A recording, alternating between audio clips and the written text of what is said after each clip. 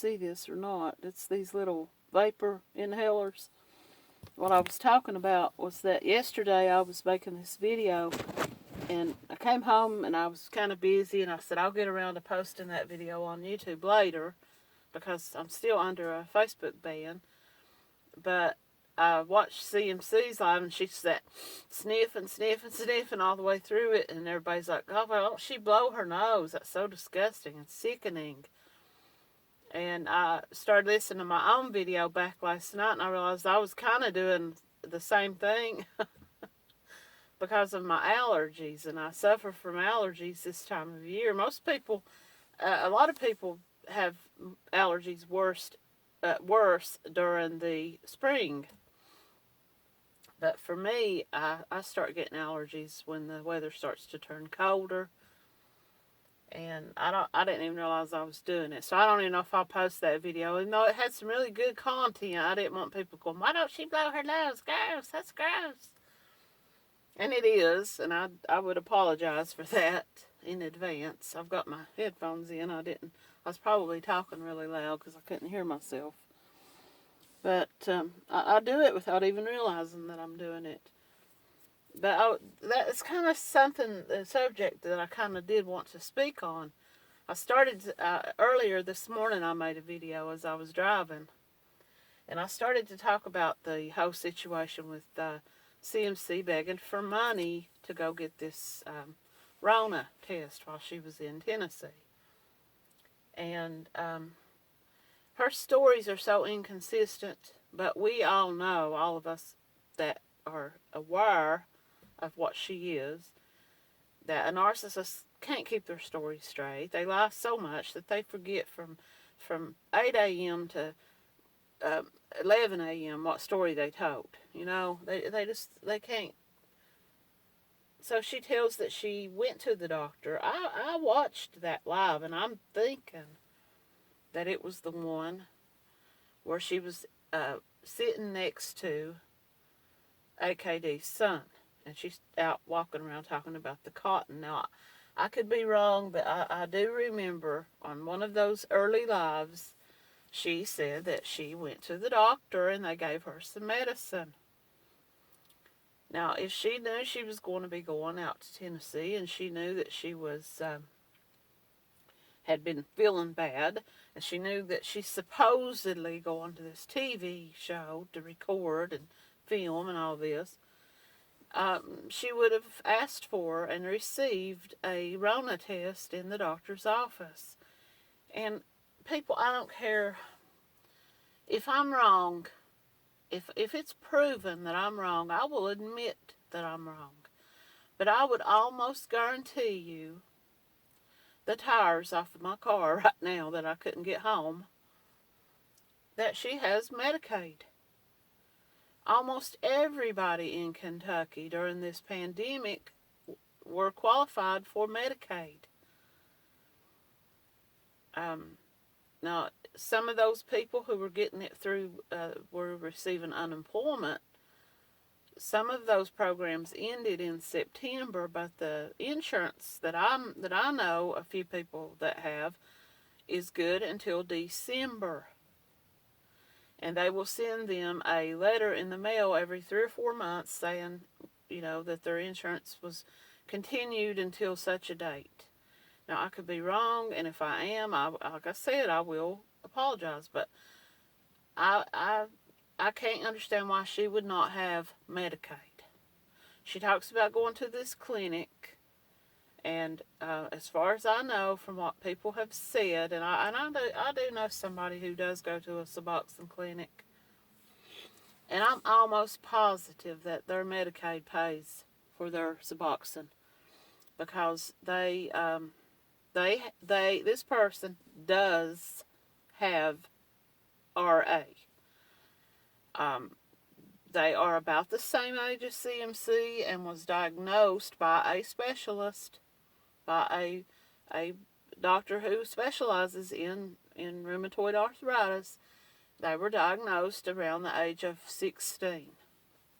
So they've lived with this for about 20 years now. And they do get Suboxone. They did get addicted to pain medication.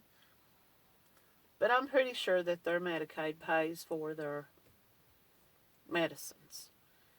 And I would say that CMC's does too. And even if it doesn't, if she doesn't have Medicaid, which I say she does, there are clinics near her, or she could go to, and they have what they call a sliding pay scale. They base it on your income.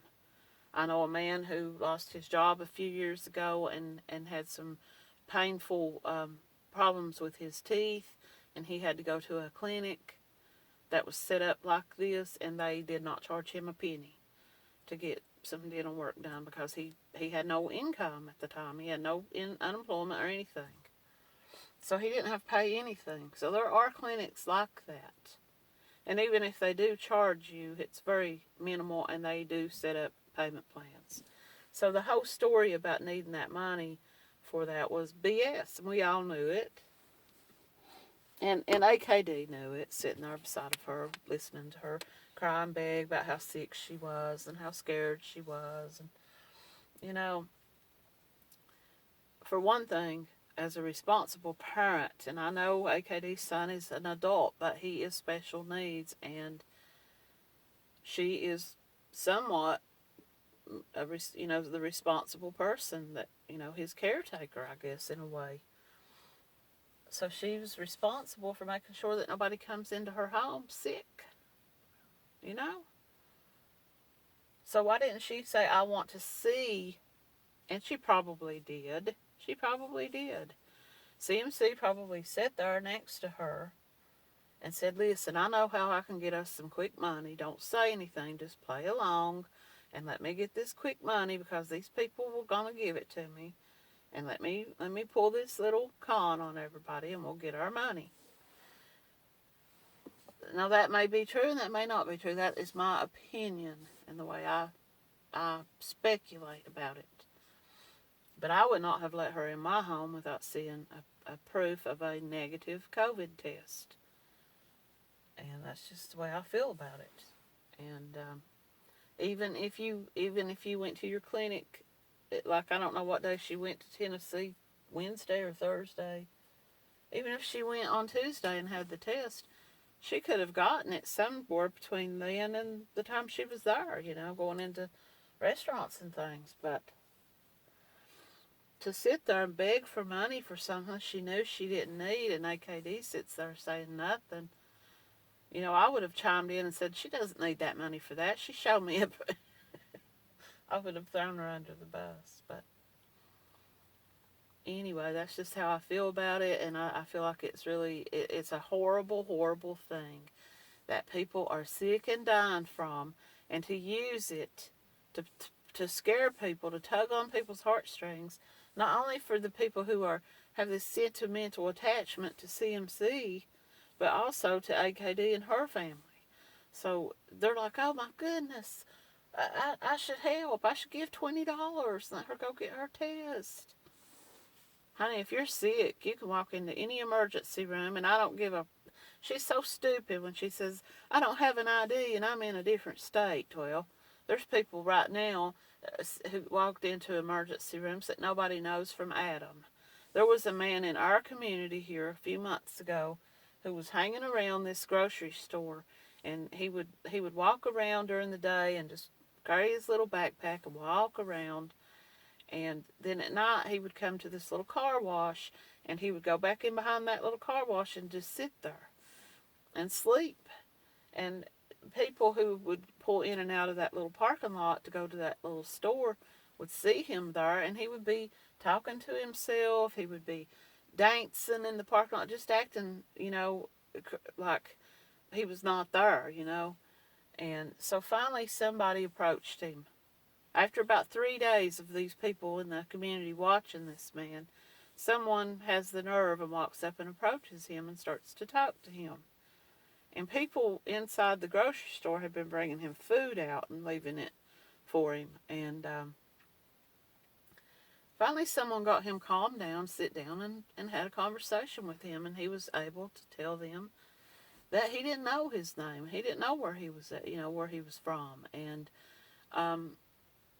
that he he talked, but he was just like kind of far away, you know. So they took a picture of him with their cell phone. They took a video clip of him and they sent it around to missing persons pages on Facebook and to the state police and others. And the state police came and they took him to the local hospital. He had no identity, he had no ID on him, he had no insurance card. They didn't know who he was or what state he was from. Yet they treated him in the ER. They gave him medication, they cleaned him up, bathed him, got him some dry clothing, and kept him in the hospital for a couple of days until a woman in, I think it was like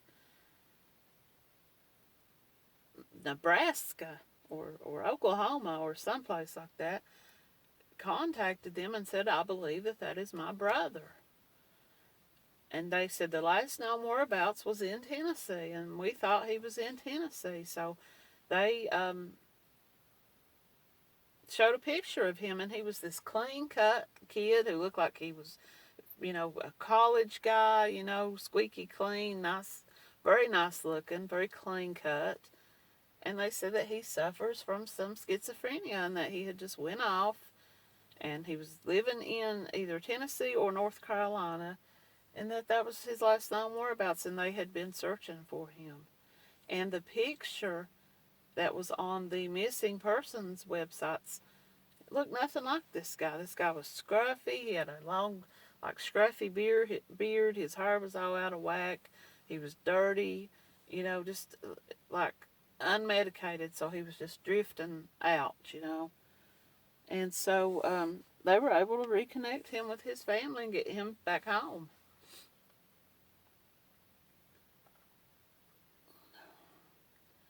Hang on a second. Just give me 2 minutes here. I'm sorry. I apologize.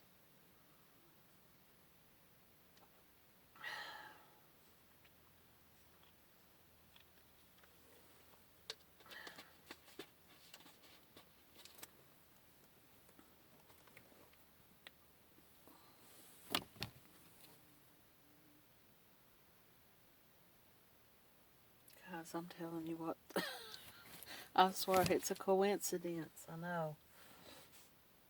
This guy just walked past me. I'm sitting in this parking lot. This guy just walked past me, and I see him up here all the time. He lives somewhere nearby, and he's just talking. And here I was talking about this guy, like talking and acting like he wasn't there, you know. And this guy just walks by me doing the same thing.